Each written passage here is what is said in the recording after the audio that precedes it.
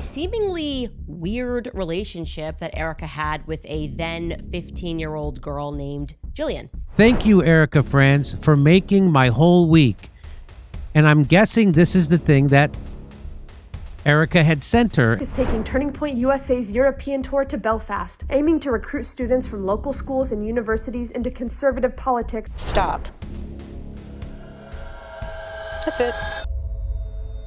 Erika Kirk, a public figure linked to Turning Point USA, faces intense scrutiny following shocking revelations of alleged grooming and inappropriate contact with a minor. These allegations have sparked a firestorm online, raising serious questions regarding accountability, influence, and the abuse of power. A seemingly weird relationship that Erika had with a then 15-year-old girl named Jillian. Erika was 25 years old at the time, and they developed a relationship that some people believe amounted to a type of grooming. The issue began when Candace Owens disclosed that Erika Kirk was caught sending questionable text messages to a 15-year-old girl named Jill. According to reports, Erika engaged in flirtatious and inappropriate exchanges that have since been widely criticized as grooming behavior. These messages depicted a disturbing scenario of a minor being manipulated by someone in a position of authority. A few hours later, she then tweeted, "Why did @Erika Franzfi just send me this?" Laughing emojis, and there is a photo which says, "This Valentine's Day, I am going to touch your butt." Excuse me. Remember, this girl was 15 and Erika was 25. In my opinion, the relationship seems like grooming. Jillian posted this tweet on March 6, 2014. So Erika says, "Let me call you. Hold on, sweetheart. Give me a sex." Wow. And then Jillian says, "Okay," and puts laughing emojis. Erika then says, Sex too, but not from you, LOL. Holy shit, laughing emoji. You always make me laugh. I don't bat for the other team just yet. What the fuck? Right to jail, right away. This text exchange gave me chills. It seems like Erika was flirting with her. I don't bat for the other team just yet. And this conversation is happening at night, 8:50 p.m. Allegedly, the texts show Erika not only flirting with Jill, but also making persistent comments about her physical appearance, remarks that experts find highly concerning given the girl's age. Reportedly, Erika also discouraged Jill from spending time with peers, creating a troubling environment of control and obsession. Netizens quickly labeled this as grooming. So here's How did she get in? So here's the girl. She's with a guy, and she tweeted out a picture of her and this guy. It says "Miss you, goon." So she's saying to this guy, Goon? "Miss you, goon."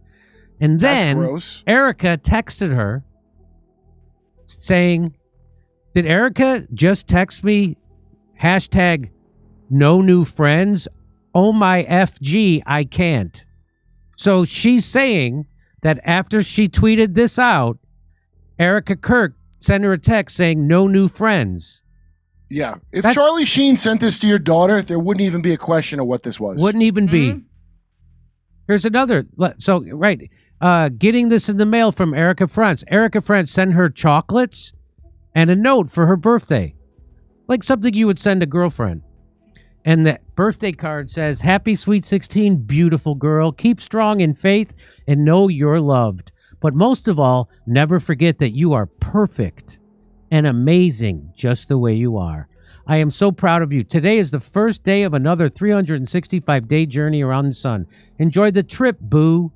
Love you, E." Come on. Boo? To a 15-year-old girl. Rather than addressing the accusations, Erika Kirk reportedly remained silent, continuing her professional work with Turning Point USA, including recruitment trips to Europe that critics claim targeted children. Sources state that employees who questioned her behavior were dismissed immediately, raising questions about organizational ethics and oversight. Thank you, Erika Franz, for making my whole week. And I'm guessing this is the thing that Erika had sent her, and it said, "I want to be inside your lady garden." Know I'm saying? Noam Chomsky, I'm saying? Know I'm saying? So we got more on Erika Kirk, and it turns out that a lot of people think she was grooming, replace B with a G, a young 15-year-old girl, because that's what it looks like. And I'll show you here. James Lee talked about this a little. We'll talk about it here. These are the alleged texts between Erika Kirk and a 15-year-old back in 2013. Let me call you on. So Erika Kirk was 25 years old, and she had a relationship with a 15-year-old girl, and these have surfaced now, these text messages and tweets, and none of it looks good. It looks like, you remember how what she was doing in Romania? People were accusing her of trafficking in Romania at her orphanage. Well, and that where her orphanage was the center of trafficking in that area. Well, watch. A place known for Andrew Tate. This isn't Erika Kirk's first controversy. She was reportedly investigated for human trafficking in Romania, though the investigation stalled. Allegedly due to her parents' influence as defense contractors and a U.S. treaty, many believe this represents a deliberate cover-up. I believe that we all have angels in our lives, and these are my little angels from Antonio Placement Center in Constanța, Romania.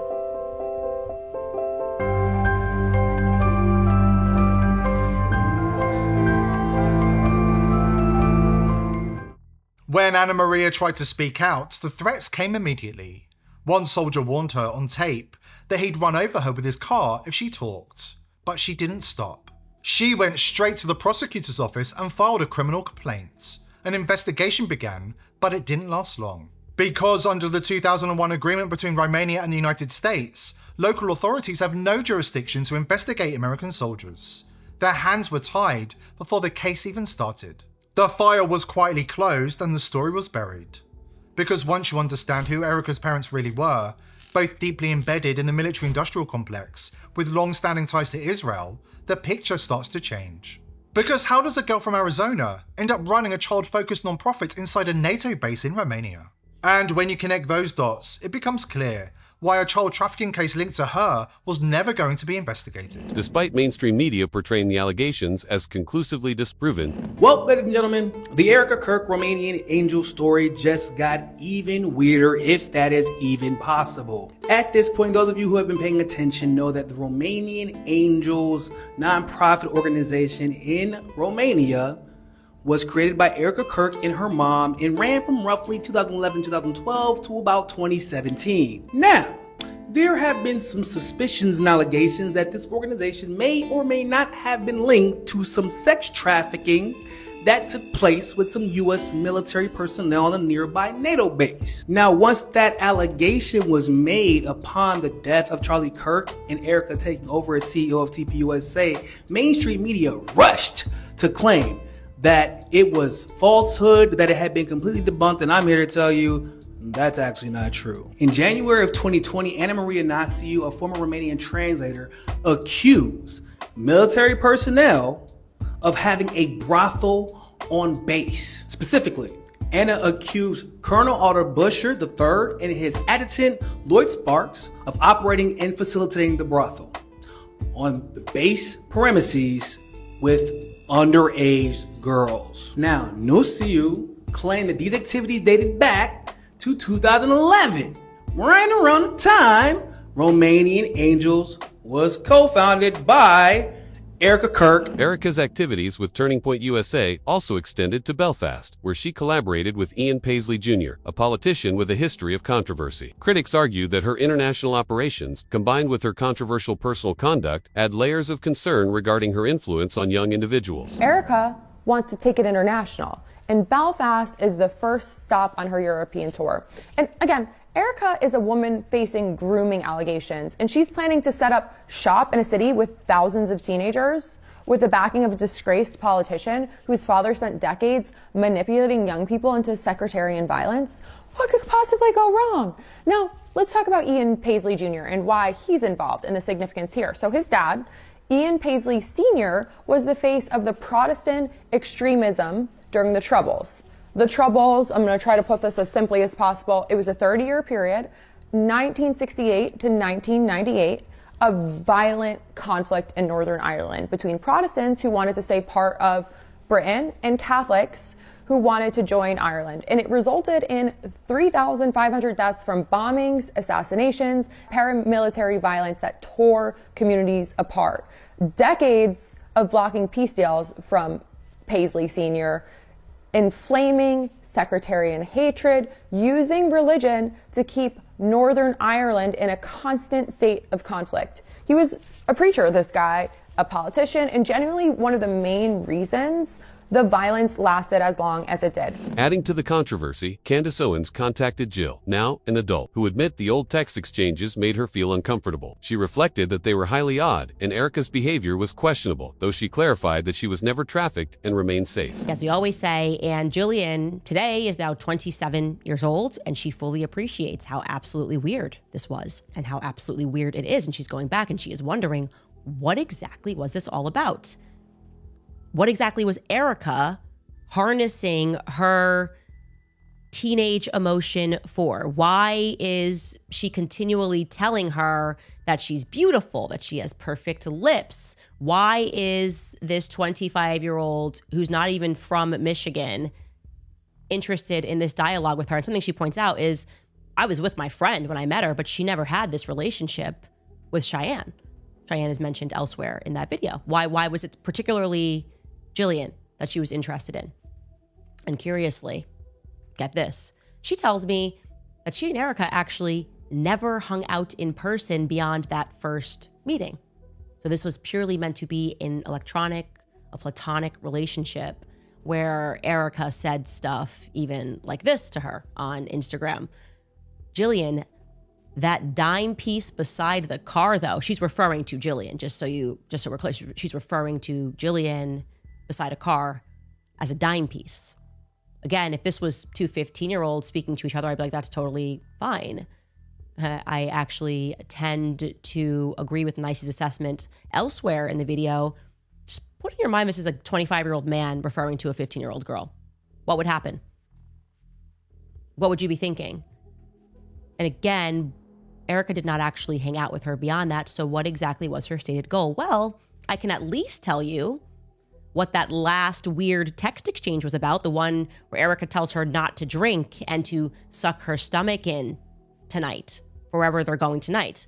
People assume that they had gone somewhere together, but no, that exchange is actually in reference to Erika then having sent this 15-year-old to have photos taken. Public outrage intensified when it appeared Erika might be attempting to avoid accountability. Many believe she is leaving the country to escape the controversy. Her status, gender, and perceived influence have led to concerns that she manipulated situations to her advantage. Jillian went on a family trip to Puerto Rico, and Erika was liking and commenting on her Instagram posts. So Jillian posted this photo of the beach, and Erika says, "Unreal gorgeous." And then Jillian responds, "This is by far my favorite picture I took. My mom wants to get it blown up at Erika Francevy." Erika responds, "I could see why, boo." Jillian responds, "So perfect at Erika Francevy." Erika then responds, ... yes, I know you are. One of the many issues that I have with their interactions is the fact that Erika always made it about the girl's physical appearance. Like here's a photo that Jillian took feeding a duck, and it's a cute picture. You know, the duck is adorable, it's innocent, it's kind of funny, and Erika liked the photo, but she didn't comment. Here is a photo of Jillian's face, and then she comments calling her stunning. Majority of their interactions had something to do with each other's physical appearance. If a 25-year-old man was doing this to a 15-year-old girl, someone would have reported him to law enforcement, okay? But because she's Miss Arizona, because she's a woman, it went unaddressed. And because she was a public figure, she had an assumed position of trust.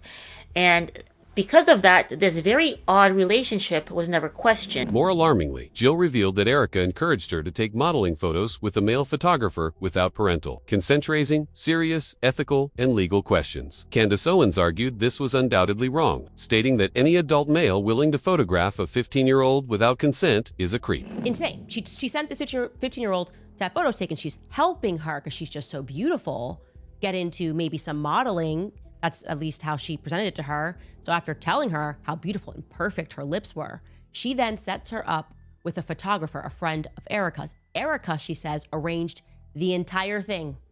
This person she had only met once, then after what maybe love bombing her, we describe it, then sends her to meet up with this male photographer. And Jillian said that this photographer was kind of creepy. She's trying to remember his name. She says she remembers it began with an R, and he was kind of shorter, chubbier. And yeah, I'd say, yeah, Jillian, that's pretty creepy. Any photographer who is taking photos of a 15-year-old without their parents' consent is a creep. Find me this. I am looking to find and discover who this person was. And I would also similarly say that any person who is arranging for photographs to be taken of a 15-year-old girl without explicit permission from that person's mother is a total creep. So Erika having done this is completely and utterly creepy. It's creepy. It makes no sense. It makes no sense. I will not allow people to say that it makes sense in some context. Like, it just doesn't make any sense. I asked, did she speak to your mother? She said, no, she never spoke to my mother. This was happening on the phone. Her mom's probably thinking she's just on Instagram speaking to whoever, and she's not even considering that this is happening. So what does all of this sound like? Despite mounting evidence, Erika Kirk publicly accused Owens of spreading lies and demanded she stop. She insisted on only one word: stop. To some, this lack of explanation only increased suspicion. Stop. That's it. That's all I have to say. Stop. The narrative continues. Erika has connections to the Corcoran Real Estate Group linked to Jeffrey Epstein's network. While no official connection exists, public speculation has been swift, fueled by her alleged history of recruiting. Social media has played a crucial role in bringing this to light. Clips of the texts, discussions about her travel, and speculation about Epstein connections have spread rapidly, placing Erika Kirk under intense scrutiny. The allegations raise important questions about accountability for those in power and protections for minors. Erika Kirk allegedly applied for, back in I believe it was 2018, maybe. I may be getting the year wrong. 2018, I believe it was. She applied for this luxurious real estate agency on Corcoran or something to that effect, right? All these people are the owners, you know, a couple of the CEOs from this agency are literally in the Epstein files, all right? But they also did business with Jeffrey Epstein after he was a convicted pedophile. Right? So they really had no excuse. And the reason why this is important is because, remember, back in 2008, Jeffrey Epstein was convicted of being a pedophile. Well, just a year later, in late 2009, a guy by the name of Scott Rothstein, who was an attorney in Florida where Jeffrey Epstein was located, just a year later, this attorney would be convicted of federal fraud and racketeering charges. But it gets even better because this attorney would actually get sued by Jeffrey Epstein in relation to Jeffrey Epstein's victims and conviction. It says here, billionaire pedophile Jeffrey Epstein settles one Florida lawsuit. December 4th, billionaire pedophile Jeffrey Epstein on Tuesday abruptly settled a civil suit in West Palm Beach, Florida, avoiding a trial in which his accusers could have testified about the trauma they endured as teenagers. Epstein apologized to attorney Bradley Edwards, the lawyer representing two of Epstein's accusers, and agreed to pay a cash settlement after he attempted to connect the attorney. To summarize, Erika Kirk allegedly sent inappropriate messages to Jill, a minor, discouraged her from social interactions, and pushed her into modeling without parental consent. Erika was previously investigated for human trafficking, but avoided consequences due to family influence. She continued working internationally with Turning Point USA, where dissenting employees were allegedly fired. Finally, her connections to powerful networks have fueled speculation about larger schemes. This case reminds us that public figures must be held accountable, especially when minors are involved. Transparency and protection of vulnerable individuals must take precedence over personal influence. The Erika Kirk controversy is ongoing, and it's up to the public and authorities to ensure justice is served. We'll continue to follow developments. That wraps up today's video. Be sure to like, subscribe, and hit the notification bell. Thanks for tuning in, and we'll catch you in the next one.